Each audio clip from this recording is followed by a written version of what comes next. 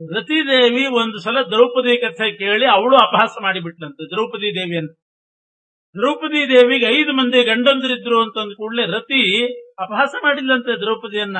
ವಿಚಾರ ಎಂಥ ಹೆಣ್ಣುಮಗಳು 5 ಮಂದಿನ ಮದುವೆ ಮಾಡ್ಕೊಂಡಿದ್ದಾಳಲ್ಲ, ಸ್ವಲ್ಪ ಆದ್ರೂ ಲಜ್ಜೆ ಬೇಡವೇ? ಅಂತಹ ಪ್ರಸಂಗ ಬರಬಾರದು ಮನುಷ್ಯರಿಗೆ ಅನ್ನೋ ಉದ್ದೇಶದಿಂದ ಶ್ರೀಮದಾಚಾರ್ಯರು ತಿಳಿಸಿದ್ದಾರೆ. ಮುಮುದು ಸರ್ವ ಪಾಂಚಾಲಾಹ ಜಾತಯೋ ಸುತಯೋಸ್ತಯೋ.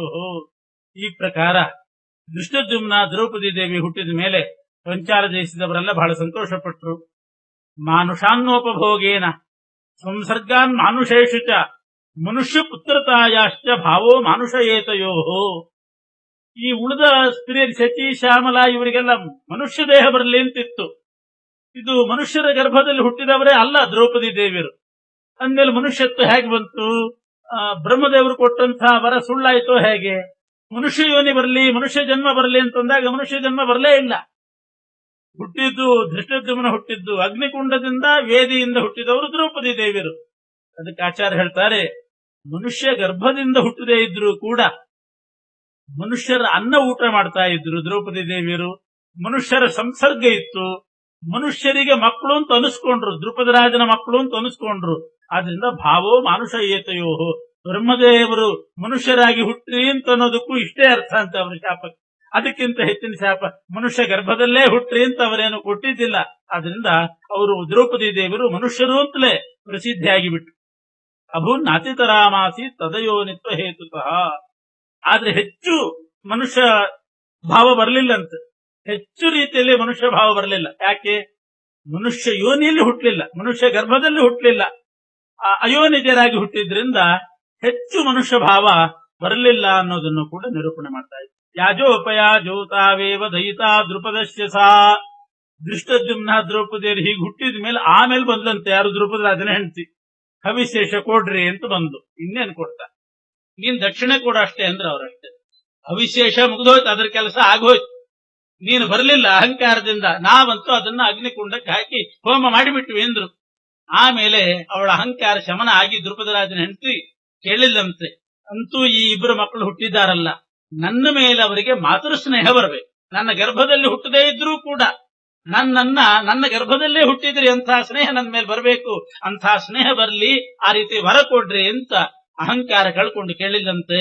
ಹಾಗೆ ಆಗ್ಲಿ ಅಂತ ವರ ಕೊಟ್ರು. ಆದ್ರಿಂದ ದ್ರೌಪದಿಗಾಗ್ಲಿ ದೃಷ್ಟದ್ಯುಮ್ನಿಗಾಗ್ಲಿ ಆ ದ್ರುಪದರಾಜನ ಹೆಂಡತಿ ಮೇಲೆ ಯಾವ ರೀತಿಯಾದ ವಿಪರೀತ ಭಾವನೆ ಇದ್ದಿಲ್ಲ. ತಂದೆ ತಾಯಿಗಳು ಅನ್ನೋ ಭಾವನೆಯನ್ನೇ ಪಡೆದಿದ್ದರಂತೆ. ಆಮೇಲೆ ದೃಷ್ಟದ್ಯುಮ್ನ ಬೆಳೆದ ದೊಡ್ಡವನಾದ ಅನ್ನೋ ಪ್ರಸಂಗನೇ ಇಲ್ಲ. ಯಾಕೆ ಹುಟ್ಟುವಾಗ್ಲೇನೆ ತರುಣನಾಗಿ ಹುಟ್ಟಿಬಿಟ್ಟಿದ್ದ. ಅವನು ಕೂಡ ಹುಟ್ಟಿದಾಗ್ಲೇ ತಾರುಣ್ಯ ಬಂದಿತ್ತು. ಇನ್ನು ಹುಟ್ಟಿದ ಕೂಡಲೇ ಅಧ್ಯಯನ ಪ್ರಾರಂಭನೆ. ಎಲ್ಲಿ ಅಧ್ಯಯನ ಮಾಡಬೇಕು? ಆವಾಗ ಪ್ರಸಿದ್ಧರಾದ ಗುರುಗಳು ಅಂದ್ರೆ ದ್ರೋಣಾಚಾರ್ಯ. ಸರಿ, ದ್ರೋಣಾಚಾರ್ಯ ಹತ್ರನೇ ಅಧ್ಯಯನಕ್ಕೆ ಅಂತ ಹೋದ್ನಂತ. ಎಷ್ಟು ಸ್ವಾರಸ್ಯ ನೋಡ್ರಿ. ದ್ರೋಣಾಚಾರ್ಯನ ಕೊಲ್ಲಲಿಕ್ಕೆ ಅಂತ ಹುಟ್ಟಿದವನು. ಪುತ್ರಂಚ ದ್ರೋಣಹಂತಾರಂ, ದ್ರೋಣನನ್ನು ಕೊಲ್ಲುವಂತಹ ಒಂದು ಗಂಡು ಹುಟ್ಟಬೇಕು, ಅರ್ಜುನನಿಗೆ ಮದುವೆ ಮಾಡಿಕೊಡ್ಲಿಕ್ಕೆ ಒಂದು ಹೆಣ್ಣು ಹುಟ್ಟಬೇಕು ಅಂತ ಸಂಕಲ್ಪ ಮಾಡಿ ಯಜ್ಞ ಮಾಡಿದ್ದು. ಹುಟ್ಟಿದಂತಹ ದೃಷ್ಟದ್ಯುಮ್ನ ಅಧ್ಯಯನಕ್ಕೆ ಹೋದದ್ದು ದ್ರೋಣಾಚಾರ್ಯ ಹತ್ರನೇ. ಹೋಗಿ ಶಿಷ್ಯಸ್ತೇಹಂ, ನಮಗೆ ಶಸ್ತ್ರಾಸ್ತ್ರಗಳನ್ನು ಹೇಳ್ಕೊಡ್ರಿ ಅಂತ ಹೋದ. ದ್ರೋಣಾಚಾರ್ಯರು ಕೂಡ ಮಹಾಜ್ಞಾನಿಗಳೇ, ಅವ್ರಿಗೂ ಗೊತ್ತಿತ್ತು. ಯಾಕೆ ಯಾಜೋಪ್ಯಾದ್ರು ಹೇಳದೇ ಇರ್ತಾರೇನು? ಅವ್ರು ಹೇಳಿರಬಹುದು, ಇವರು ತಿಳ್ಕೊಂಡಿದ್ರು. ದ್ರೋಣಾಚಾರ್ಯ ಗೊತ್ತಿತ್ತು, ನನ್ನನ್ನು ಕೊಲ್ಲುವವನು ಇವನು ದೃಷ್ಟದ್ಯುಮ್ನ ಅಂತ ಗೊತ್ತಿತ್ತು. ಆದರೂ ಕೂಡ ಶಿಷ್ಯಸ್ತೇಹ ಅಂತ ಬಂದಾಗ ದೃಷ್ಟದ್ಯುಮ್ನಿಗೆ ಹೇಳಿಕೊಟ್ಟವರೇ ದ್ರೋಣಾಚಾರ್ಯ. ಎಲ್ಲ ಶಸ್ತ್ರಾಸ್ತ್ರಗಳನ್ನು ಉಪದೇಶ ಮಾಡಿದರಂತೆ. ಎಂಥ ವಿಚಿತ್ರ ಪ್ರವೃತ್ತಿ ಇರ್ತದೆ ನೋಡ್ರಿ. ತನ್ನನ್ನು ಕೊಲ್ಲಿಕ್ಕೆ ಅಂತ ಗೊತ್ತಿದ್ದವನು ಬಂದು ಶಿಷ್ಯನಾಗಿದ್ದೀನಿ ಅಂತ ಹೇಳ್ಕೊಡ್ರಿ ಅಂತಂದ್ರೆ ಹೇಳ್ಕೊಟ್ರು. ಯಾಕೆ ಅಂತಂದ್ರೆ, ಏನೇ ಆಗ್ಲಿ ದ್ರುಪದರಾಜನ ಮಗ ನನ್ನ ಶಿಷ್ಯ ಅಂತ ಕೀರ್ತಿ ಬರ್ತದೆ ಅಂತ ಇವ್ರಿಗೆ. ದ್ರುಪದರಾಜನ ಮಗ ತನ್ನನ್ನು ಕೊಲ್ಲುವವನು ಅಂತ ಗೊತ್ತಿದ್ರು ಹೇಳಿಕೊಟ್ರು. ವಿದ್ಯಾದಾನ ಹಾಗೆ ಮಾಡ್ಬೇಕಂತ ಅವನ್ ಯಾವ ದೃಷ್ಟಿಯಿಂದಲೇ ಬರಲಿ. ವಿದ್ಯೆ ಹೇಳ್ಕೊಡ್ರಿ ಅಂತ ಬಂದಾಗ ಇಲ್ಲ ಅಂತ ಅನಬಾರ್ದಂತ. ವಿದ್ಯೆ ಹೇಳ್ಕೊಡದೆ ಇದ್ರೆ ಎತ್ತಿನ ಜನ್ಮ ಬರ್ತದೆ. ಆದ್ರಿಂದ ತನ್ನನ್ನು ಕೊಲ್ಲುವವರಿಗೂ ಕೂಡ ದ್ರೋಣಾಚಾರ್ಯ ಹೇಳಿಕೊಟ್ರು ಅಂತಂದ್ರೆ ಅದು ಒಂದು ರೀತಿ ಕೀರ್ತಿ ಬರ್ತದೆ ಅಂತ. ಯಶೋರ್ಥಮಸ್ತ್ರಾಣಿ ದದೌ, ಯಶೋರ್ಥಮಸ್ತ್ರಾಣಿ ಕೀರ್ತಿ ಬರ್ತದೆ ಅಂತ ಇವರು ಅಸ್ತ್ರಗಳನ್ನು ಉಪದೇಶ ಮಾಡಿದ್ರು. ಅಗ್ರಹೀತ್ ಸೋಪಿ ಲೋಭತಃ, ಅವನು ಶತ್ರು, ದ್ರೋಣಾಚಾರ್ಯ ಶತ್ರು, ನಮ್ಮ ಅಪ್ಪನ ಶತ್ರು ಅಂತ ಗೊತ್ತಿದ್ರು ಕೂಡ ವಿದ್ಯೆ ಬೇಕು ಅನ್ನೋ ಲೋಭದಿಂದ ದೃಷ್ಟದ್ಯುಮ್ನ ಹೋಗಿ ಕಲಿತ. ಯಾಕೆ ಅಂತಂದ್ರೆ, ಎಲ್ಲದಕ್ಕಿಂತ ಹೆಚ್ಚಾಗಿ ಪರಶುರಾಮ ದೇವರ ಅಸ್ತ್ರ ಅವರಲ್ಲಿದೆ. ಪರಶುರಾಮ ದೇವರಿಂದ ಬಂದಿರತಕ್ಕಂತಹ ಅಸ್ತ್ರವಿದ್ಯೆ ಇದೆ, ಅದನ್ನ ಪಡೆಯಬೇಕು ಅಂತಂದ್ರು. ಆ ಪಿತೃವಿನ ಶತ್ರು ಆದ್ರೂ ಕೂಡ ದ್ರೋಣಾಚಾರ್ಯ ಹತ್ರ ಹೋಗಿ ನಮಸ್ಕಾರ ಮಾಡಿ ಹೇಳಿಸ್ಕೊಂಡ. ಕೀರ್ತಿ ಬರ್ತದೆ, ನನ್ನ ದ್ರುಪದರಾಜನ ಮಗ ನನ್ನ ಹತ್ರ ಬಂದಿದ್ದಾನೆ ಅಂತ ಕೀರ್ತಿ ಇವರು ಕೂಡ ಹೇಳ್ಕೊಟ್ರಂತೆ. ರಾಮಾಸ್ತ್ರಾಣಾಂ ದುರ್ಲಭತ್ವ ತ್ರಿದಶೇಶ್ವಪಿ ವೀರ್ಯವಾನ್.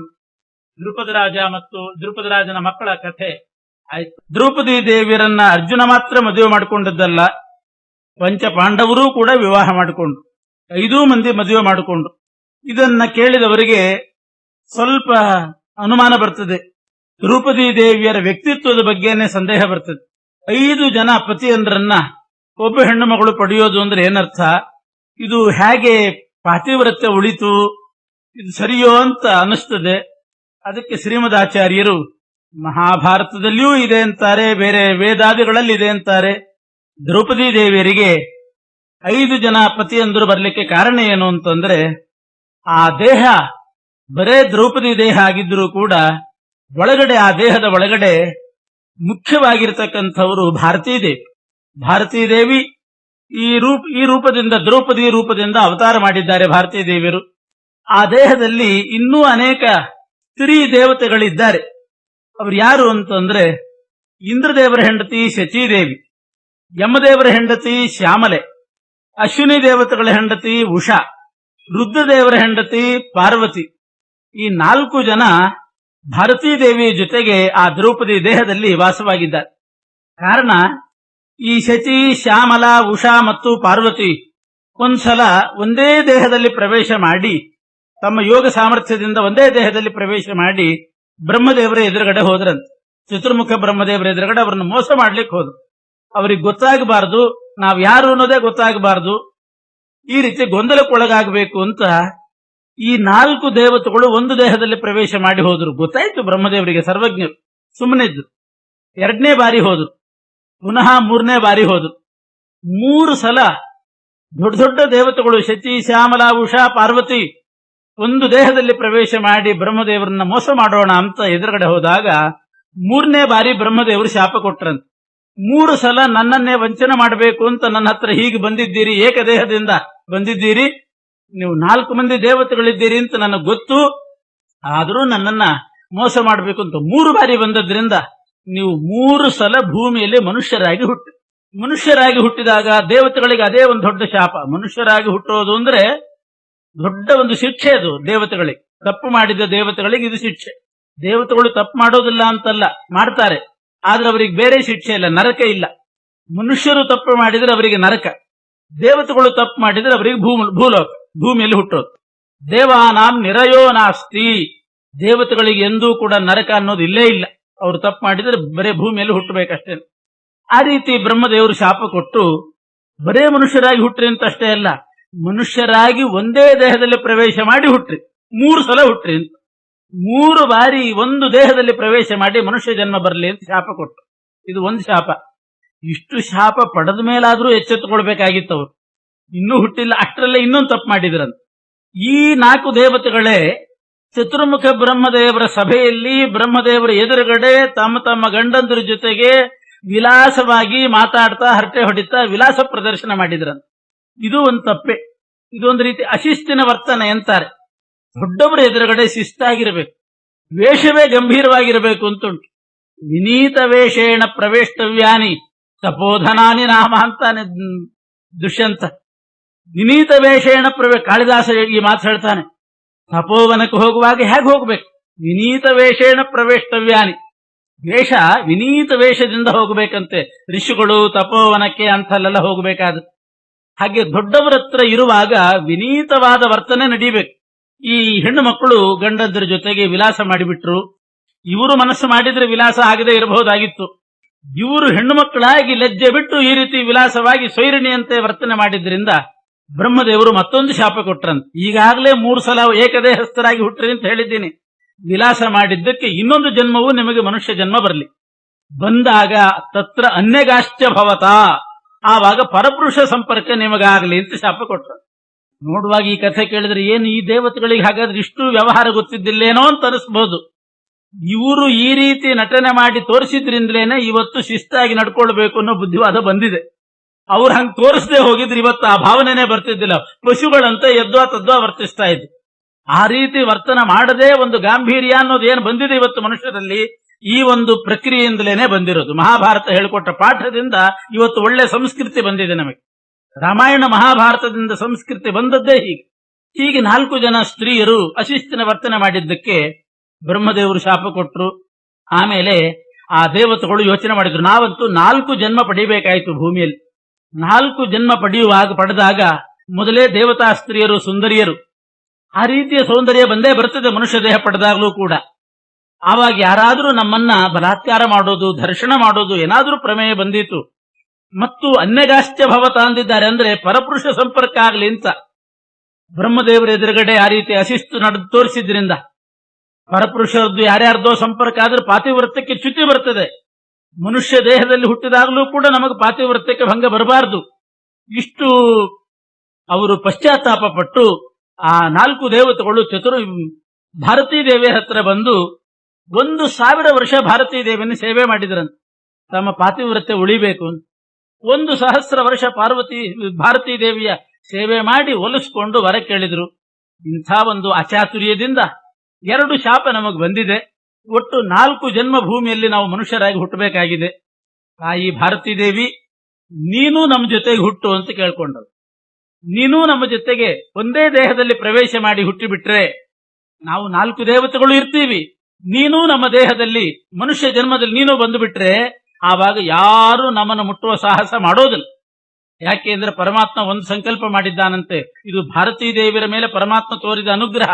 ಯಾಕೆಂದ್ರೆ ಭಾರತೀ ದೇವಿಯರು ನಿರಂತರ ಹರಿಚಿಂತನೆಯಲ್ಲಿರೋದ್ರಿಂದ, ಭಗವಂತನ ಚಿಂತನೆಯಲ್ಲೇ ಸದಾ ಇರೋದ್ರಿಂದ ಪರಮಾತ್ಮ ಮಾಡಿದ ಅನುಗ್ರಹ ಏನು ಅಂತಂದ್ರೆ ಯಾವ ಕಾರಣಕ್ಕೂ ಕೂಡ ಭಾರತೀ ದೇವಿಯರಿಗೆ ಪರಪುರುಷ ಸ್ಪರ್ಶ ಆಗಬಾರದು ಅಂತ ಪರಮಾತ್ಮನ ಸಂಕಲ್ಪ ಇದೆ. ಆದ್ರಿಂದ ನೀವು ನಮ್ಮ ದೇಹದಲ್ಲಿ ಪ್ರವೇಶ ಮಾಡಿ ನಮ್ಮೊಂದಿಗೆ ನೀವು ಕೂಡ ಹುಟ್ಟಿಬಿಟ್ರೆ ಆವಾಗ ಯಾರ ಸ್ಪರ್ಶ ಆದೀತು? ಭಾರತೀ ದೇವಿಯರಿದ್ಬಿಟ್ರೆ ವಾಯುದೇವರ ಸ್ಪರ್ಶ. ವಾಯುದೇವರ ಸ್ಪರ್ಶ ಆದ್ರೆ ಅದೇನು ದೊಡ್ಡ ದೋಷ ಅಲ್ಲ. ಯಾಕೆ ಅಂದ್ರೆ ವಾಯುದೇವರು ಜಗತ್ತಿಗೆ ತಂದೆ ಇದ್ದಾಗೆ. ತಂದೆ ಮಗಳನ್ನು ಸ್ಪರ್ಶ ಮಾಡಿದರೆ ಅದೇನಂಥ ದೋಷ ಅಲ್ಲ. ಆದ್ರಿಂದ ಮಗಳು ತಂದೆಯನ್ನ ಸ್ಪರ್ಶ ಮಾಡಿದ್ರೆ ವಾತ್ಸಲ್ಯದ ಸ್ಪರ್ಶ. ಆದ್ರಿಂದ ಭಾರತೀ ದೇವಿಯರೇ ನೀವಿದ್ದು ಬಿಟ್ರೆ, ನೀವಿದ್ದೀರಿ ಅಂತ ಹೇಳಿ ಆವಾಗ ಆ ದ್ರೌಪದಿಯನ್ನು ಮದುವೆ ಆಗೋದು ವಾಯುದೇವರಾಗ್ತಾರೆ. ಆವಾಗ ನಮಗೆ ಪರಪುರುಷ ಸ್ಪರ್ಶ ಆಗುವುದೇ ಇಲ್ಲ ಅಂತ ಇಷ್ಟು ಬೇಡ್ಕೊಂಡಾಗ ಭಾರತೀ ದೇವಿಯರಿಗೆ ಕರುಣೆ ಬಂದು ಇವರಿಗೋಸ್ಕರ, ಇವರ ಪಾತಿವ್ರತ್ಯ ರಕ್ಷಣೆಗೋಸ್ಕರ ತಾವು ಭೂಮಿಯಲ್ಲಿ ಒಂದೇ ದೇಹದಲ್ಲಿ ಇವರ ಜೊತೆಗೆ ಪ್ರವೇಶ ಮಾಡಿ ಹುಟ್ಟೋಣ ಅಂತ ಅವರು ಮನಸ್ಸು ಮಾಡಿದರು. ಭಾರತೀ ದೇವಿ ಹುಟ್ಟಿದ್ದು ಇನ್ಯಾವ ಶಾಪದಿಂದಲ್ಲ, ಇವರು ಶಾಪದಿಂದ ಹುಟ್ಟಿದ್ರು. ಭಾರತೀ ದೇವಿ ಅವರ ರಕ್ಷಣೆಗಾಗಿ ಹುಟ್ಟಿದ್ರು. ಪಾತಿವ್ರತ್ಯ ರಕ್ಷಣೆ ಆಗಬೇಕು ಅಂತಿದ್ದವರು ಭಾರತೀ ದೇವಿಯನ್ನ ಹೀಗೆ ಪ್ರಾರ್ಥನೆ ಮಾಡಿದ್ರು. ಭಾರತೀ ದೇವಿಯರ ಸೇವೆಯಿಂದ ಪಾತಿವ್ರತ್ಯ ರಕ್ಷಣೆ ಆಯ್ತು. ಭಾರತೀ ದೇವಿ ಸೇವೆ ಮಾಡೋದು ಅಂದ್ರೆ ಅರ್ಥ ಏನು? ಭಾರತೀ ದೇವಿ ಸೇವೆ ಅಂದ್ರೆ ಮಕ್ಕಳಿಗೆ ವೇದ ಕಲೀರಿ ಅಂತ ಹೇಳಿದ್ರೆ ಸಾಕು, ಅದೇ ಭಾರತೀ ದೇವಿಯರ ಸೇವೆ. ಯಾಕೆ? ವೇದಕ್ಕೆ ಅಭಿಮಾನಿ ಭಾರತೀ ದೇವಿ. ಯಾರು ಉಪನಯನ ಆದಂತಹ ಮಕ್ಕಳು ವೇದ ಮಾತೆಯಾದ ಗಾಯತ್ರಿಯನ್ನು ಜಪ ಮಾಡ್ರಿ, ನೀವು ವೇದವನ್ನು ಸ್ವಲ್ಪ ಆದ್ರೂ ಅಧ್ಯಯನ ಮಾಡ್ರಿ ಅಂತ ಹೇಳಿಬಿಟ್ರೆ ಸಾಕು, ಅದೇ ಭಾರತೀ ದೇವಿಯರ ಸೇವೆ ಆಗ್ತದೆ. ಈ ರೀತಿ ಮಾಡಿದರೆ ಪಾತಿವ್ರತ್ಯ ರಕ್ಷಣೆ. ಅದಕ್ಕಾಗಿ ಭಾರತೀ ದೇವರು ಏನು ಮಾಡ್ಲಿಕ್ಕೂ ಸಿದ್ಧ, ಪಾತಿವ್ರತ್ಯ ಚ್ಯುತಿ ಆಗಬಾರದು ಅಂತಿದ್ದವರಿಗೆ. ಈ ರೀತಿ ಆ ಭಾರತೀ ದೇವರನ್ನ ಒಲಿಸಿಕೊಂಡು 1 ಜನ್ಮ ಪಡೆದರು. ವಿಪ್ರಕನ್ಯಾ ಅಂತ ತ್ರೇತಾಯುಗದಲ್ಲಿ ಒಬ್ಬಳು ಹುಟ್ಟಿದ್ದು, ಒಬ್ಬ ಬ್ರಾಹ್ಮಣನಿಗೆ ಮಗಳಾಗಿ ಹುಟ್ಟಿದ್ರು ಭಾರತೀ ದೇವಿಯರು. ವಿಪ್ರಕನ್ಯಾ ಅಂತ 1 ಜನ್ಮ, ಅದರಲ್ಲಿ ಭಾರತೀ ದೇವಿನೂ ಇದ್ರು, ಶಚಿ, ಶ್ಯಾಮಲಾ, ಉಷಾ, ಪಾರ್ವತಿನೂ ಇದ್ರು. ಆ ವಿಪ್ರಕನ್ಯಾ ಆಗಿದ್ದಾಗ ರುದ್ರದೇವರು ತಪಸ್ಸು ಮಾಡಿ, ಯಾರು ಉಳಿದ ದೇವತೆಗಳು ರುದ್ರದೇವರು ತಪಸ್ಸು ಮಾಡಿ ನಮಗೆ ನಮ್ಮ ಪತಿ ಸಂಯೋಗನೆ ಆಗಬೇಕು ಅಂತ ವರ ಕೇಳಿದ್ರಂತೆ. ರುದ್ರದೇವರು ಆಗಲಿ ಅಂತ ವರ ಕೊಟ್ರು. ನಿಮಗೆ ನಿಮ್ಮ ಪತಿ ಸಂಯೋಗ ಆಗ್ತದೆ ಅಂತ ವರ ಕೊಟ್ರು. ಒಟ್ಟು 4 ಜನ್ಮದಲ್ಲಿ ಯಾವುದೋ ಒಂದು ಜನ್ಮದಲ್ಲಿ ಆಗ್ತದೆ ಅಂತ ಅಷ್ಟು ಹೇಳಿಬಿಟ್ರ. ಆಮೇಲೆ ಆ ವರ ಪಡೆದು ಆ ದೇಹವನ್ನ ಪರಿತ್ಯಾಗ ಮಾಡಿದ್ರು. ವಿಪ್ರಕನ್ಯಾ ಜನ್ಮ ಮುಗಿದ ಮೇಲೆ 2ನೇದ್ದೇ ನಳನಂದಿನಿ ಅಂತ ನಳಮಹಾರಾಜನ ಮಗಳಾಗಿ ಹುಟ್ಟಿದ್ದಂತೆ ನಳನಂದಿನಿ.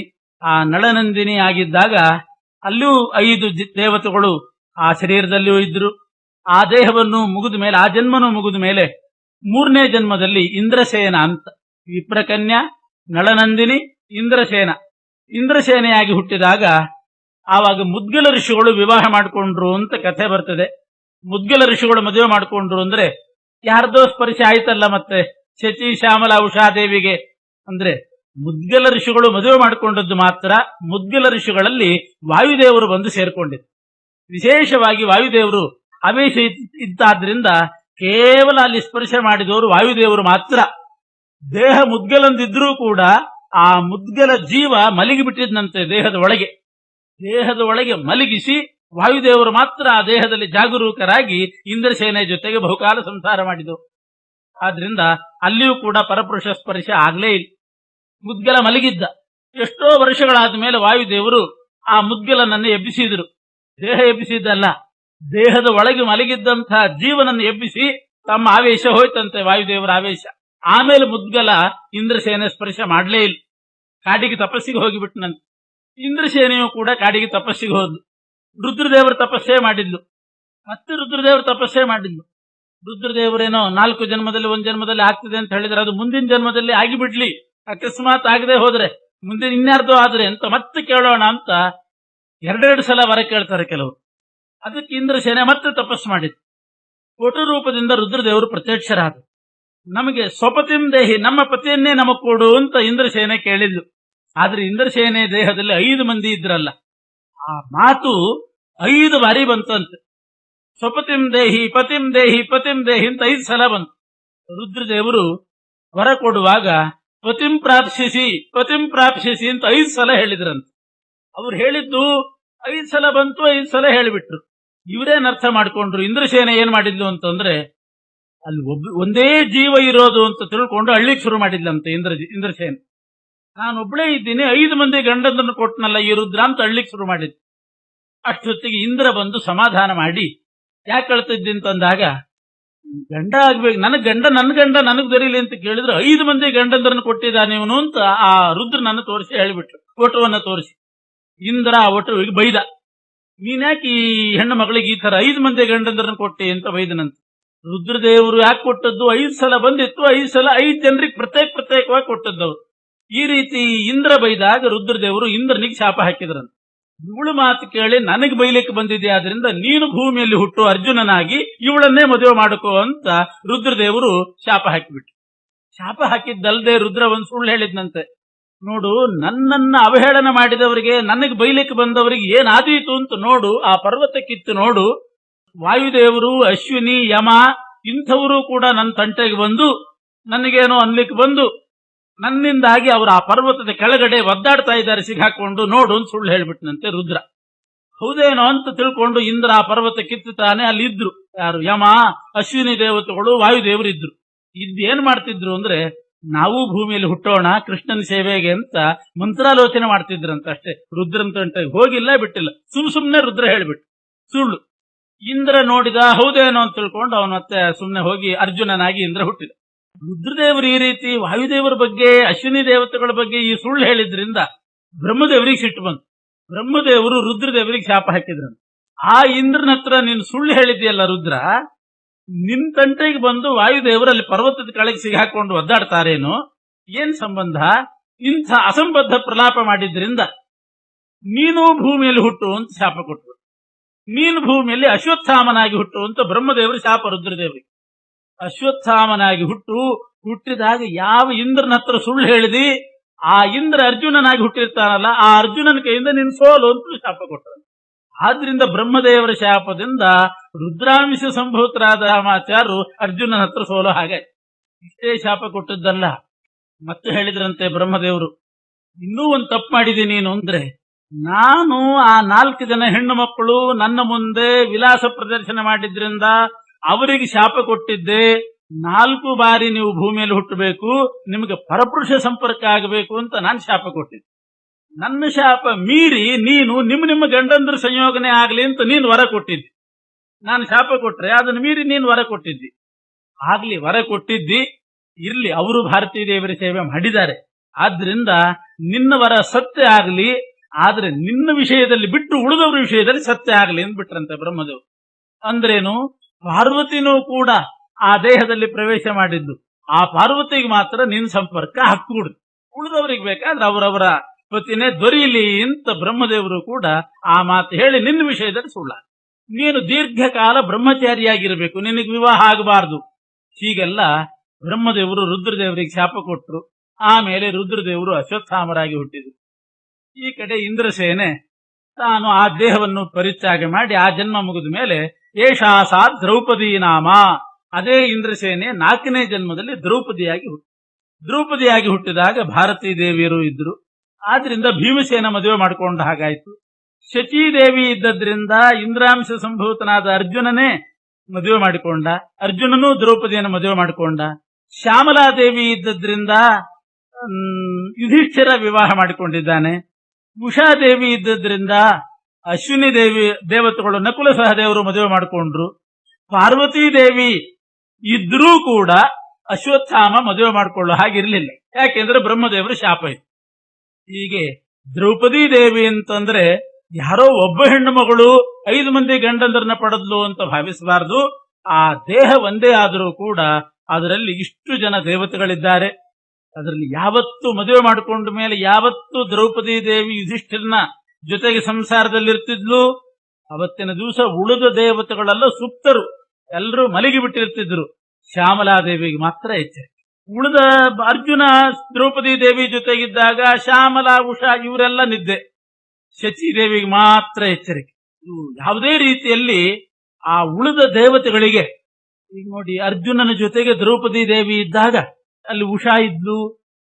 ಅರ್ಜುನ ದ್ರೌಪದಿ ದೇವಿ ಜೊತೆಗಿದ್ದಾನೆ. ಉಷಾದೇವಿಗೆ ಏನಾದ್ರೂ ಮನಸ್ಸಿನಲ್ಲಿ ಸ್ವಲ್ಪ ಆ ದೇಹದೊಳಗಿದ್ದ ಉಷಾದೇವಿಗೆ ತಪ್ಪು ಕಲ್ಪನೆ ಏನಾದ್ರೂ ಬಂತು, ಮನೋವಿಕಾರ ಬಂತು ಅಂತಂದ್ರೆ ಅದು ವ್ಯಭಿಚಾರ ಆಗಿಬಿಡ್ತಿತ್ತು ಅರ್ಜುನನ್ ಜೊತೆಗೆ ದ್ರೌಪದಿ ಇದ್ದಾಗ. ಅದಕ್ಕೆ ರಾಘವೇಂದ್ರ ಸ್ವಾಮಿಗಳು ಹೇಳ್ತಾರೆ, ಎಂಥ ಮಾತು ಹೇಳ್ತಾರೆ. ವಾಯುದೇವರ ಮಹಿಮೆ ಹೇಳುವಾಗ ರಾಯರು ಹೇಳ್ತಾರೆ, ಪ್ರತಿಕ್ಷಣಂ ಬುದ್ಧಿಶೋಧಕೇನ ಅಂತಾರೆ. ಪ್ರತಿಕ್ಷಣಂ ಬುದ್ಧಿಶೋಧಕೇನ. ವಾಯುದೇವರು ಒಳಗಡೆ ಇದ್ದುಕೊಂಡು ಏನು ಮಾಡ್ತಾರೆ, ಬರೇ ಶ್ವಾಸೋಚ್ಛ್ವಾಸ ಉಸಿರಾಡಿಸೋ ಕೆಲಸ ಮಾತ್ರ ಅಲ್ಲ, ಪ್ರತಿ ಕ್ಷಣಕ್ಕೆ ಆ ಮನುಷ್ಯನ ಬುದ್ಧಿ ಶೋಧನೆ ಮಾಡ್ತಿರ್ತಾರಂತೆ. ಅಂದ್ರೆ ಯಾವುದೇ ರೀತಿಯ ವಿಕಾರಕ್ಕೆ ಆ ಮನಸ್ಸು ಒಳಗಾಗದಂತೆ, ಯಾವುದೇ ದುರ್ಭಾವನೆಗಳು ಮನಸ್ಸಿನಲ್ಲಿ ಬರದೇ ಇದ್ದ ಹಾಗೆ ಆ ಬುದ್ಧಿ ಶೋಧನೆ ಮಾಡ್ತಾ ಇರ್ತಾರೆ. ಇಲ್ಲದಿದ್ರೆ ಎಷ್ಟೋ ಪದಾರ್ಥಗಳನ್ನು ನೋಡಿದಾಗ ತಿನ್ನಬೇಕು ಅಂತ ಅನಿಸಿಬಿಡಬಹುದು, ಕಳ್ಳತನ ಮಾಡೋಣ ಅಂತ ಅನಿಸಿಬಿಡಬಹುದು, ಇನ್ನೇನಾದ್ರೂ ಕೂಡ ಭಾವನೆ ಬರಬಹುದು ಮನಸ್ಸಿನಲ್ಲಿ. ವಾಯುದೇವರು ಕ್ಷಣಕ್ಕೆ ಬುದ್ಧಿ ಶೋಧನೆ ಮಾಡ್ತಾ ಇರೋದ್ರಿಂದ ಎಷ್ಟೋ ಜೀವರಾಶಿಗಳು ತಪ್ಪು ಮಾಡದೇ ಇದ್ರೆ ಅದೆಲ್ಲ ವಾಯುದೇವರ ಅನುಗ್ರಹ. ಹೀಗೆ ಪ್ರತಿ ಕ್ಷಣಕ್ಕೆ ಆ ಬುದ್ಧಿಯನ್ನ ತಿದ್ದುತ್ತಾ ಇರ್ತಾರಂತೆ ವಾಯುದೇವರು. ಅಲ್ಲಿ ಅದನ್ನೇ ಹೇಳ್ತಾರೆ, ಮುಂದೆ ಬರ್ತದೆ, ಅದನ್ನೆಲ್ಲ ವಿಸ್ತಾರವಾಗಿ ಹೇಳಿದ್ದಾರೆ ಆಚಾರ್ಯ. ಮುಖ್ಯ ಪ್ರಾಣದೇವರು ವಿಶೇಷವಾಗಿ ಆ ದೇವತೆಗಳಿಗೆ ಪಾತಿವ್ರತ್ಯ ಚ್ಯುತಿ ಆಗಬಾರದು ಅಂತ ಹೇಳಿ ಅರ್ಜುನಾದಿಗಳ ಜೊತೆಗೆ ಯಾರ್ಯಾರ ಜೊತೆಗೆ ದ್ರೌಪದಿ ದೇವಿ ಇರ್ತಿದ್ಲು, ಉಳಿದ ಹೆಣ್ಣು ಮಕ್ಕಳಿಗೆಲ್ಲ ಅವರ ಬುದ್ಧಿ ಶೋಧನೆ ಮಾಡಿ ಅವರಿಗೆ ಸುಪ್ತಾವಸ್ಥೆಯನ್ನು ತಂದುಕೊಟ್ಟು ಯಾವ ರೀತಿಯೂ ಅಚಾತುರ್ಯ ಆಗದೆ ಇದ್ದ ಹಾಗೆ ಮಾಡ್ತಾ ಇದ್ದರಂತೆ ಮುಖ್ಯ ಪ್ರಾಣದೇವರು. ಅದರಿಂದ ದ್ರೌಪದಿ ದೇವಿಯ ಪಂಚಪತಿತ್ವ ಅಂದ್ರೆ ಇಷ್ಟೆಲ್ಲ ಹಿನ್ನೆಲೆ ಇದೆ. ಏಷಾಸಾ ದ್ರೌಪದಿ ನಾಮ ಅಂತ ಆಚಾರ್ಯರು ಆ ದ್ರೌಪದಿ ದೇವಿ ಬಗ್ಗೆ ಹೇಳಿದ್ದನ್ನ ನಿರೂಪಣೆ ಮಾಡಿದ್ದೀನಿ. ಈ ರೀತಿ ಇದೆಲ್ಲ ಪುರಾಣ, ಉಪನಿಷತ್ತು ಎಲ್ಲಾ ಕಡೆ ಬಂದಿರತಕ್ಕಂತಹದ್ದೇ ಇದು ಅಂತ ಹೇಳಿದ್ದಾರೆ. ವೇದೇಶು ಸಪುರಾಣೇಶು ಭಾರತೇ ಚಾವಗಮ್ಯತೆ ಭುಕ್ತೋರ್ಥ ಸರ್ವ ಏವಾಯಂ ತಥಾ ಪೂರ್ವೋದಿತಾಶ್ಚಯೇ. ಹೀಗೆ ದ್ರೌಪದಿ ದೇವರ ಜನ್ಮ ಆಯಿತು. ಎಲ್ಲ ಪಂಚಾಲ ದೇಶದವರು ಸಂತೋಷಪಟ್ಟರು. ಆ ದ್ರುಪದ ರಾಜನ ಹೆಂಡತಿ ಬಂದು ಯಾಜೋಪಯಾಜರ ಹತ್ರ ಆಮೇಲೆ ವರ ಕೇಳಿಲ್ಲಂತ. ನಾನು ವಿಳಂಬ ಮಾಡಿದ್ದು ತಪ್ಪಾಯಿತು, ಅಗ್ನಿಕುಂಡದಿಂದ ಮತ್ತು ವೇದಿಯಿಂದ ಇಬ್ರು ಹುಟ್ಟಿದ್ರು, ಇವರಿಗೆ ನಾನೇ ತಾಯಿ, ತಾನು ಮತ್ತು ದ್ರುಪದ ರಾಜ ನಮ್ಮ ಮೇಲೆ ತಂದೆ ತಾಯಿಗಳಲ್ಲಿದ್ದ ಭಾವನೆ ಅವರಿಗೆ ಬರಬೇಕು ಅವರಿಗೆ ಅಂತ ವರ ಕೇಳಿದಂತೆ. ಹಾಗೆ ಆಗ್ಲಿ ಅಂತವರು ವರ ಕೊಟ್ಟಿದ್ದಾರೆ. ಆಮೇಲೆ ಇವರಿಗೂ ಕೂಡ ಮಾತೃ ಸ್ನೇಹನೇ ಉಂಟಾಯಿತಂತೆ ಧೃಷ್ಟದ್ಯುಮ್ನ ಮತ್ತು ದ್ರೌಪದಿ ದೇವಿಯರಿಗೆ. ಅನಂತರ ಧೃಷ್ಟದ್ಯುಮ್ನ ಹುಟ್ಟುವಾಗಲೇ ತರುಣನಾಗಿ ಹುಟ್ಟಿದ್ದ, ದ್ರೌಪದಿ ದೇವಿಯು ಕೂಡ ಹುಟ್ಟುವಾಗಲೇ ತಾರುಣ್ಯದಿಂದಲೇ ಹುಟ್ಟಿದ್ರಂತೆ. ಸರ್ವಜ್ಞರಾಗಿ ಉತ್ಪತ್ತಿ ತಶ್ಚ ಸರ್ವಜ್ಞ ಸರ್ವಾಭರಣ ಭೂಷಿತ, ಹುಟ್ಟುವಾಗಲೇ ಸರ್ವಜ್ಞರು ಸರ್ವಾಭರಣ ಭೂಷಿತರಾಗಿದ್ರು. ನಿತ್ಯ ಯೌವನ ಅವರಿಗಿತ್ತು, ಇದ್ದೇ ಇತ್ತು. ಧೃಷ್ಟದ್ಯುಮ್ನನು ಕೂಡ ತರುಣನಾಗಿ ಹುಟ್ಟಿದ ಕೂಡಲೇ ಅಭ್ಯಾಸ ಮಾಡಬೇಕು. ಎಲ್ಲಿ ಹೋದ ಅಂತಂದ್ರೆ ಧೃಷ್ಟದ್ಯುಮ್ನ ದ್ರೋಣಾಚಾರ್ಯ ಬಳಿಗೆ ಬಂದಿದ್ದ. ದ್ರೋಣಾಚಾರ್ಯರನ್ನು ಕೊಲ್ಲಲಿಕ್ಕಾಗಿ ಹುಟ್ಟಿದಂತಹ ಧೃಷ್ಟದ್ಯುಮ್ನ ಅವರ ಹತ್ರನೇ ಅಧ್ಯಯನಕ್ಕೆ ಬಂದ, ಶಸ್ತ್ರಾಸ್ತ್ರದ ಅಭ್ಯಾಸಕ್ಕೆ ಬಂದ. ದ್ರೋಣಾಚಾರ್ಯರಿಗೂ ಕೂಡ ಗೊತ್ತಿತ್ತು ಈ ವಿಚಾರ. ಧೃಷ್ಟದ್ಯುಮ್ನ ಅವನನ್ನು ಹುಟ್ಟಿಸಿದ್ದು ದ್ರುಪದ ರಾಜ, ತನ್ನನ್ನ ದ್ರೋಣಾಚಾರ್ಯನ ಕೊಲ್ಲಕ್ಕೆ ಅಂತ ಸಂಕಲ್ಪ ಮಾಡಿ ಹುಟ್ಟಿಸಿದ್ದಾನೆ ಅಂತ ಇವರಿಗೂ ಗೊತ್ತಿತ್ತು. ಆದ್ರೂ ಕೂಡ ದ್ರೋಣಾಚಾರ್ಯರು ತನ್ನನ್ನು ಕೊಲ್ಲುವಂಥ ಮಗನಿಗೆ ಗೊತ್ತಿದ್ದು ವಿದ್ಯಾಭ್ಯಾಸ ಮಾಡಿಸಿದ್ರು. ಯಾಕೆ ಅಂತಂದ್ರೆ ಯಶೋರ್ಥಮಸ್ತ್ರಾಣಿ ದದೌ ಅಗ್ರಹೀತ್ ಸೋಪಿ ಲೋಭತಃ. ಕೊಲ್ಲುವವನು ಮುಂದೆ ಇವನು ಅಂತ ಗೊತ್ತಿದ್ದು ಒಂದು ವೇಳೆ ನೀನ್ ಕೊಲ್ಲುವವನು ನಿಂಗೆ ಹೇಳ್ಕೊಡೋದಿಲ್ಲ ಅಂತ ಕಳಿಸಿದ್ರೆ ಇವರಿಗೆ ಅಪಕೀರ್ತಿ ಬರ್ತಿತ್ತು. ಎಷ್ಟು ಹೆದರಿದ್ರು ದ್ರೋಣಾಚಾರ್ಯರು ಅಂತ. ಸಾವಿಗೆ ಹೆದರಿದ್ರು ದ್ರೋಣಾಚಾರ್ಯರು. ಮುಂದೆ ಕೊಲ್ತಿದ್ನೋ ಬಿಡ್ತಿದ್ನೋ ಅಥವಾ ಪರಾಕ್ರಮದಿಂದ ಇವರು ಹೋರಾಡಬಹುದಾಗಿತ್ತು, ಅಂತೂ ಹೆದರಿ ಬಿಟ್ರು ಅಂತ ಅಪಕೀರ್ತಿ ಬರ್ತಿತ್ತು. ಹಾಗಾಗಬಾರ್ದು. ಹೋದ್ರೆ ಹೋದೆ, ಪಾಠ ಅಂತೂ ಹೇಳ್ಕೊಡೋಣ ಅಂತ ದೃಷ್ಟದ್ಯುಮ್ನನಿಗೆ ಶಸ್ತ್ರಾಸ್ತ್ರಗಳನ್ನು ಅಭ್ಯಾಸ ಮಾಡಿಸಿದ್ರು. ಇವನಿಗೂ ಕೂಡ ಪರಶುರಾಮ ದೇವರಿಂದ ಬಂದಂತಹ ಅಸ್ತ್ರ ಇದೆ ದ್ರೋಣಾಚಾರ್ಯ ಹತ್ರ, ಅವ್ರನ್ನ ಬಿಟ್ಟರೆ ಬೇರೆ ಗತಿ ಇಲ್ಲ, ಆದ್ರಿಂದ ಅವರಲ್ಲೇ ಹೋಗಿ ಕಲಿಬೇಕು ಅಂತ ಹೇಳಿ ಇವರಲ್ಲೇ ಬಂದು ಶತ್ರುಗಳು, ದ್ರೋಣಾಚಾರ್ಯ ಶತ್ರುಗಳೇ ಆಗಿದ್ರು, ಆದರೂ ಕೂಡ ಬಂದು ಧೃತರಾಷ್ಟ್ರ ಪರಶುರಾಮ ದೇವರ ಅಸ್ತ್ರದ ಲೋಭದಿಂದ ಬಂದು ಕಲಿತು ಒಳ್ಳೆ ಪರಾಕ್ರಮಿ ವೀರ್ಯವಂತ ಅಂತ ಅನಿಸ್ಕೊಂಡಿದ್ದಾನೆ. ಇಷ್ಟೆಲ್ಲ ನಡೆದ ಮೇಲೆ ಈ ಸುದ್ದಿ ಎಲ್ಲಾ ಕಡೆ ಅಂತೂ ಭೀಮಾರ್ಜುನರು ದ್ರುಪದರಾಜನನ್ನ ಬಂಧನ ಮಾಡಿ ತಂದು ದ್ರೋಣಾಚಾರ್ಯ ಕಾಲಿಗೆ ಹಾಕಿದ್ರು ಅಂತ ಗೊತ್ತಾಗಿತ್ತು. ಇದು ಗೊತ್ತಾದ ಮೇಲೆ ಭೀಮಾರ್ಜುನಾಭ್ಯಾಂ ಬದ್ಧಂತಂ ಶ್ರುತ್ವಾ ಪಾಂಚಾಲ ಭೂಪತಿಂ ರಾಹಿಣೋತ್ಕೃತವರ್ಮಾಣಂ ಪಾಂಡವಾನಾಂ ಜನಾರ್ದನ. ಕೃಷ್ಣ ಒಂದು ರಾಜನೀತಿ ತೋರಿಸಿದ್ನಂತೆ. ಪಾಂಡವರು ಈ ಕೆಲಸ ಮಾಡಿಸಿದ್ದಾರೆ ಅಂತ ಗೊತ್ತಾದ ಕೂಡಲೇ ಕೃತವರ್ಮನನ್ನು ಕೊಟ್ಟು ಕಳಿಸ್ತಾನೆ. ಕೃತವರ್ಮ ಅಂತ ಹಿಂದೆ ಬಂದಿತ್ತು, ಅವನೊಬ್ಬ ಯಾದವ, ಶುಕ್ಲ ಪಕ್ಷದ ಅಭಿಮಾನಿ, ದೇವತೆ ಅವತಾರ.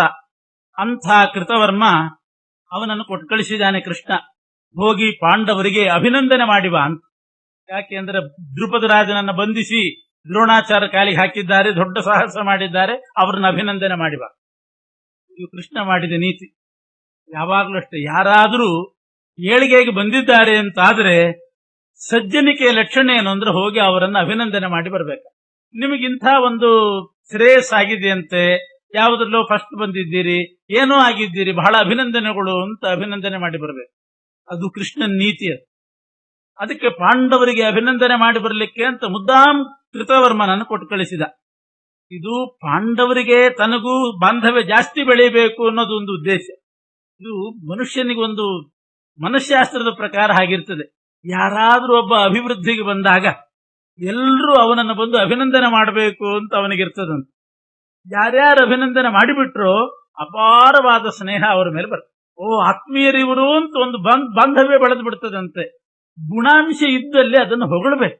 ಹೊಗಳಿದಾಗ ಆ ಹೊಗಳಿದವರು ಅವರಿಗೆ ಬಹಳ ಹತ್ತಿರದವರಾಗ್ತಾರೆ, ಆತ್ಮೀಯತೆ ಬೆಳೀತದೆ. ಅದೇ ರೀತಿ ಕಷ್ಟದಲ್ಲಿದ್ದಾಗ ಹೋಗಿ ಮಾತಾಡಿಸ್ಬೇಕು. ಅವರೇನಾದ್ರೂ ಕಷ್ಟದಲ್ಲಿದ್ದಾಗ, ಆಪತ್ತಿನಲ್ಲಿದ್ದಾಗ ಸಾಂತ್ವನ ಮಾಡಿದ್ರೆ ಆವಾಗ ಆತ್ಮೀಯತೆ ಬೆಳೆದಷ್ಟು ಇನ್ಯಾವ ರೀತಿಯಲ್ಲೂ ಹಣ ಕೊಟ್ಟರೂ ಬೆಳಿಲಿಕ್ಕಿಲ್ಲ. ಆತ್ಮೀಯತೆ ಬೆಳೆಯೋದೇ ಹೀಗೆ. ಆದ್ರಿಂದ ಕೃಷ್ಣನಿಗೂ ಪಾಂಡವರಿಗೂ ಇಂಥ ಬಾಂಧವ್ಯ ಬೆಳೀಲಿಕ್ಕೆ ಕಾರಣ ಈ ನೀತಿ ಮಾಡ್ತಾ ಇದ್ದಾನೆ ಕೃಷ್ಣ. ಕೃತವರ್ಮನನ್ನು ಕಳಿಸಿ ಪಾಂಡವರನ್ನ ಅಭಿನಂದನೆ ಮಾಡಿಸಿದೆ. ಪಾಂಡವೇಶು ಅತುಲಾಂ ಪ್ರೀತಿಂ ಲೋಕೆ ಖ್ಯಾಪಯಿತುಂ ಪ್ರಭು. ಇನ್ನೊಂದೇನಿತ್ತು ಅಂತಂದ್ರೆ, ಪಾಂಡವರಿಗೂ ಕೃಷ್ಣನಿಗೂ ಬಹಳ ಸಂಬಂಧ ಇದೆ ಅಂತ ಅನ್ನೋದು, ಕೃಷ್ಣನಿಗೆ ಪಾಂಡವರ ಮೇಲೆ ಬಹಳ ಪ್ರೀತಿ ಇದೆ ಅನ್ನೋದು ಲೋಕಕ್ಕೆಲ್ಲ ಗೊತ್ತಾಗಬೇಕು. ಯಾಕೆ ಗೊತ್ತಾಗಬೇಕು? ನಾನು ಅವರಿಗೆ ಅನುಗ್ರಹ ಮಾಡಿದ್ರೆ ಸಾಕು, ಪಾಂಡವರ ಮೇಲೆ ಬಹಳ ಪ್ರೀತಿ ಮಾಡ್ತಿದ್ದೀನಿ ನಾನು ಅಂತ ಕೃಷ್ಣ ತೋರಿಸ್ಕೊಳ್ಬೇಕು. ಯಾಕೆ ತೋರಿಸ್ಕೊಳ್ಬೇಕು ಅಂತಂದ್ರೆ, ತಂದೆ ಇಲ್ಲದ ಮಕ್ಕಳು, ತಂದೆ ಇಲ್ದಿದ್ದವರು ಧೃತರಾಷ್ಟ್ರ ಕಡೆಗಾಣಿಸಿಬಿಟ್ಟಿದ್ದಾನೆ, ದುರ್ಯೋಧನಾದಿಗಳು ಕಡೆಗಾಣಿಸಿಬಿಟ್ಟಿದ್ದಾರೆ. ಇದರಿಂದ ಉಳಿದವರು ಕೂಡ ಅವರನ್ನೇನಾದರೂ ಕಡೆಗಾಣಿಸಿ ಬಿಟ್ರೆ ಅವರ ಪರಿಸ್ಥಿತಿ ಏನಾದೀತು. ಅದಕ್ಕೆ ನನ್ನ ಬೆಂಬಲ ಅವರಿಗಿದೆ ಅಂತ ಗೊತ್ತಾದಾಗ ಉಳಿದವರೆಲ್ಲ ಪಾಂಡವರ ಕಡೆ ಬರ್ತಾರೆ. ನಾನು ಪ್ರೀತಿ ತೋರಿಸಿದ್ರೆ ನನ್ನ ಹೆದರಿಕೆಯಿಂದಾದರೂ ಕೂಡ ಉಳಿದವರು ಪಾಂಡವರ ಕಡೆ ಬರ್ತಾರೆ. ಈ ನೀತಿ ಉಪಯೋಗಿಸಿ ಕೃಷ್ಣ ತಾನು ಬಂದು ನಾನು ಇವ್ರ ಕಡೆ ಇದ್ದೀನಿ ಅಂತ ಜಗತ್ತಿಗೆ ತೋರಿಸಿದ. ಜಗತ್ತೆಲ್ಲ ಪಾಂಡವರ ಕಡೆ ಬಂತು. ಕೃಷ್ಣ ಈ ಕೆಲಸ ಮಾಡದೇ ಇದ್ರೆ ಪಾಂಡವರಿಗೆ ಅಷ್ಟು ಬೆಂಬಲ ಬರ್ತಿದ್ದಿಲ್ಲ. ಈ ಉದ್ದೇಶದಿಂದ ಪಾಂಡವೇಶು ಅತುಲಾಂ ಪ್ರೀತಿಂ ಲೋಕೆ ಖ್ಯಾಪಯಿತುಂ ಪ್ರಭು ಸಮ್ಮಾನ್ಯ ಪಾಂಡವಾನ್ ಸೋಪಿ ಶೂರಾನುಜ ಸುತಾಸುತಃ. ಕೃತವರ್ಮ ಬಂದು ಅವರಿಗೆ ಚೆನ್ನಾಗಿ ಅಭಿನಂದನೆ ಮಾಡಿ ಏನೇನು ಕೊಡಬೇಕು ಅದನ್ನೆಲ್ಲ ಕೊಟ್ಟು ಆಮೇಲೆ ಹೋಗಿದ್ದಾನೆ. ತತಃ ಪ್ರಭೃತಿ ಸಂತ್ಯಜ್ಯ. ಕೃಷ್ಣ ಮಾಡಿದ ಈ ನೀತಿಯಿಂದ ಏನಾಯ್ತು ಅಂತಂದ್ರೆ, ದೇವಪಕ್ಷ ಜರಾಸುತಂ ತ್ಯಕ್ತ್ವಾ ಸಂತ್ಯಜ್ಯ. ಅಷ್ಟು ತನಕ ಎಷ್ಟೋ ದೇವಾಂಶ ಸಂಭೂತರು, ದೇವತೆಗಳ ಪಕ್ಷಕ್ಕೆ ಸೇರಿದವರು ಕೂಡ ಜರಾಸಂಧನ ಕಡೆ ಸೇರಿದ್ರು. ಯಾಕೆ ಅಂದ್ರೆ ಸಾಧಾರಣ ಲೋಕದಲ್ಲಿ ಹೆಂಗಿರ್ತದೆ ಅಂದ್ರೆ, ಗೆದ್ದೆತ್ತಿನ ಬಾಲ ಹಿಡಿಯೋದು ಅಂತ, ಯಾವ ಎತ್ತು ಗೆತ್ತೋದು ಇನ್ನೊಂದು ಅಂತ ಅದರ ಬಾಲ ಹಿಡಿದಿರ್ತಾರಂತ. ಹಾಗೆ ಜರಾಸಂಧ ಭಾರಿ ಪ್ರಮುಖ, ಕಂಸನ ಬಾಂಧವ್ಯ ಇದ್ದವನು ಅಂತ ಜರಾಸಂಧನಿಗೆ ಒಳ್ಳೆ ಹೆಸರಿತ್ತು. ದೇವಪಕ್ಷದವರು ಕೂಡ ಜರಾಸಂಧನ ಕಡೆ ಸೇರಿದ್ರು. ಕೃಷ್ಣ ಅವರನ್ನ ಅಲ್ಲಿಂದ ತಪ್ಪಿಸ್ಬೇಕಾಗಿತ್ತು. ಅದಕ್ಕೇನು ಮಾಡಿದ, ದೇವೋತ್ತಮನಾಗಿರ್ತಕ್ಕಂಥ ದೇವಾಧಿದೇವನಾದ ನಾನು ಪಾಂಡವರ ಕಡೆ ಇದ್ದೇನೆ ಅಂತ ಬಹಿರಂಗವಾಗಿ ಸಾಧಿಸಿಬಿಟ್ಟ. ನಾನು ಪಾಂಡವರ ಕಡೆ ಇದ್ದೇನೆ ಅಂತ ಬಹಿರಂಗ ಘೋಷಣೆ ಮಾಡಿಸ್ಬಿಟ್ಟ ಕೃತವರ್ಮನ ಕೈಲೆ. ತತಃ ಪ್ರವೃತ್ತಿ ಸಂತ್ಯಜ್ಯ ದೇವಪಕ್ಷ ಜರಾಸುತಂ ಪಾಂಡವಾನಾಶ್ರಿತ ಭೂಪಾಹ.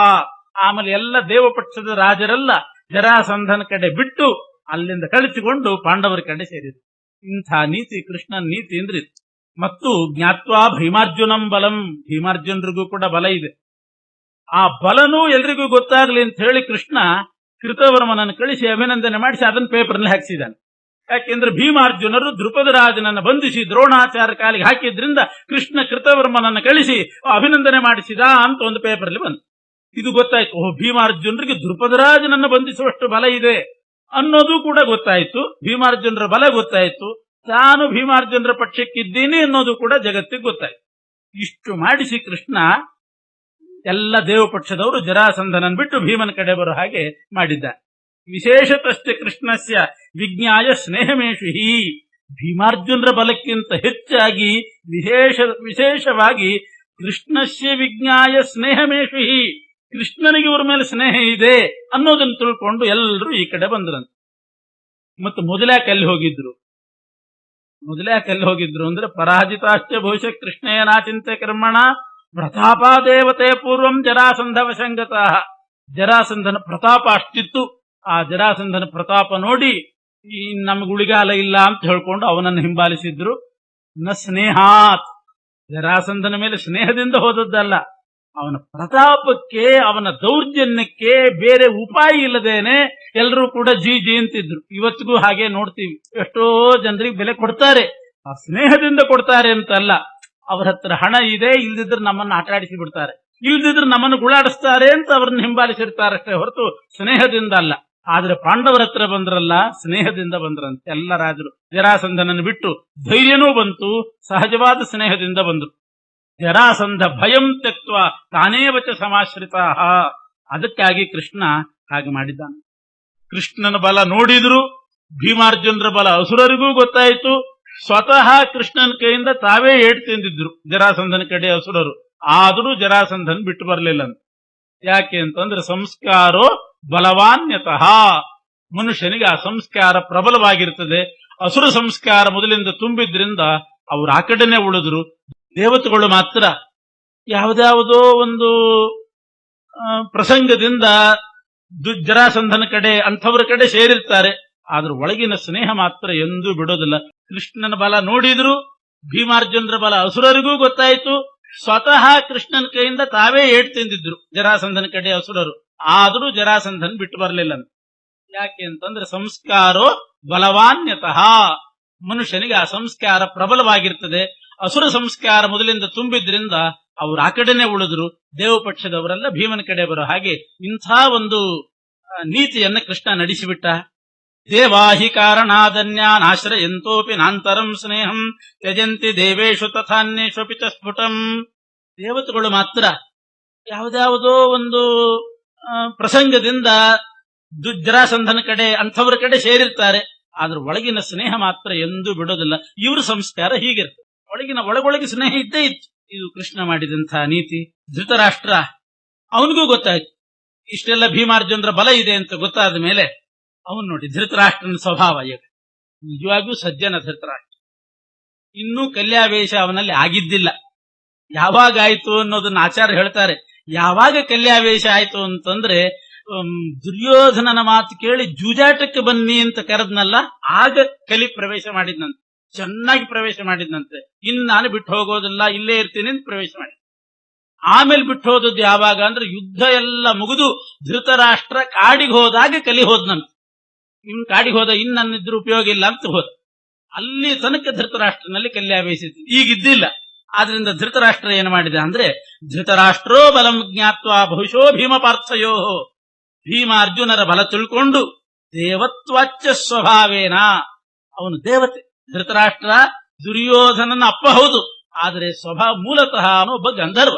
ಧೃತರಾಷ್ಟ್ರ ನಾಮಕ ಗಂಧರ್ವನೇ ಅವನು ಅಂತ ಹೇಳಿದ್ದಾರೆ. ಮುಂದವನು ದುರ್ಯೋಧನನ ಮೇಲೆ ಪಕ್ಷಪಾತ ಅದೆಲ್ಲ ಮಾಡಿದ್ದು ಕಲ್ಯಾವೇಶ. ಮೂಲತಃ ಅವನು ದೇವತ್ವ ಸ್ವಭಾವ ಆದ್ದರಿಂದ ಜ್ಯೇಷ್ಠತ್ವ ಧರ್ಮಜಸ್ಯಚ, ಸಜ್ಜನಿಕೆ ತೋರಿಸಿದ ಧರ್ಮರಾಜ ತಮ್ಮನ ಮಗ ಆದರೂ ಕೂಡ ದುರ್ಯೋಧನನಿಗಿಂತ ಜ್ಯೇಷ್ಠ. ಧರ್ಮರಾಜನಿಗೆ ಅವನನ್ನ ಯುವರಾಜನನ್ನಾಗಿ ಮಾಡಬೇಕು ಅಂತ ತೀರ್ಮಾನ ಮಾಡಿ ಸುಪ್ರೀತ ಏವತಂ ಚಕ್ಕೆ ಯೌವರಾಜ್ಯಾಭಿಷೇಕಿಣಂ, ಯುಧಿಷ್ಠಿರನಿಗೆ ಯುವರಾಜ ಪದವಿಯಲ್ಲಿ ಪಟ್ಟಾಭಿಷೇಕ ಆಯ್ತು. ದ್ರುಪದರಾಜನ ಬಂಧನ ಆದದ್ದು ಒಂದು ಕಡೆಯಿಂದ ಗುರುದಕ್ಷಿಣೆ ಆಯಿತು, ಅರ್ಜುನ ಕೊಟ್ಟದ್ದು. ಧರ್ಮರಾಜನಿಗೆ ಯುವರಾಜ ಪದವಿಯಲ್ಲಿ ಪಟ್ಟಾಭಿಷೇಕ ಆಯ್ತು. ಅಲ್ಲ, ತಿಳಿದದ್ದು ಭೀಮಾರ್ಜುನರ ಬಲ. ಭೀಮಾರ್ಜುನರು ಬಂಧನ ಮಾಡಿ ತಂದವರು ವಿಶೇಷವಾಗಿ.